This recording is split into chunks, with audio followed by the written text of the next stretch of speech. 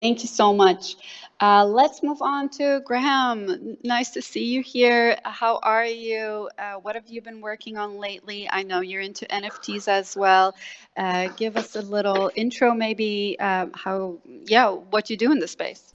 Hey Monica, a long time. We last saw each other in Seoul, Korea, a couple of years back, yourself and David. I'm delighted to be joining the panel here. And yeah, like mostly kind of some of the ideas so far have been shared as like moving beyond, how do we move beyond the speculative use case for non-fungible tokens? Previous speakers mentioned like green initiatives and carbon offsetting. I think that's interesting. One of the things that I'm bringing to the table is as a 10-year veteran activist, I'm looking at the using NFTs as an act of protest. So you could think of it as protest NFTs. Imagine having the ability to purchase the NFT of a Martin Luther King speech, but more of a more contemporary campaigners.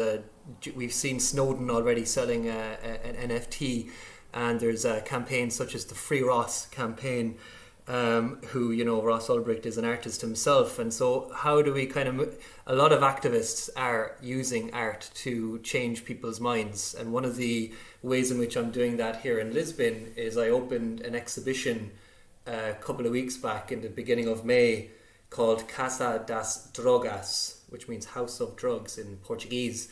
And in Portugal, the possession of drugs is completely decriminalized since 2001. So I've actually sourced drugs that have been offered to me on the street, and I've turned them into different paintings and different artwork.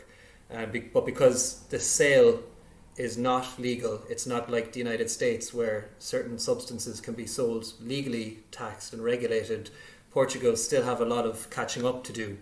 And the sale of these paintings, people have made offer. I can't sell them because that would be illegal, but I can sell the NFTs of these works of art, and these works are on display on this main street, Avenida da Liberdade, number 9. And we've been here for, yeah, as I say, a few weeks now, and there's been no trouble. The government actually came down and saw the space. We're going to be doing an interview with them. And basically trying to develop kind of young minds and educate people around what's a passionate project of mine is drug legalization and regulation.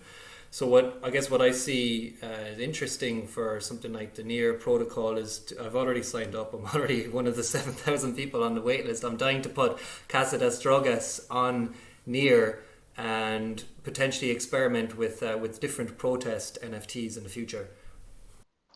Wow, that's super cool. I don't know if we lost you here or if it's my internet, but that sounds really amazing. And we welcome you on Niar, of course.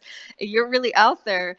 Yeah, why not? Let's use this new medium and explore what can be done.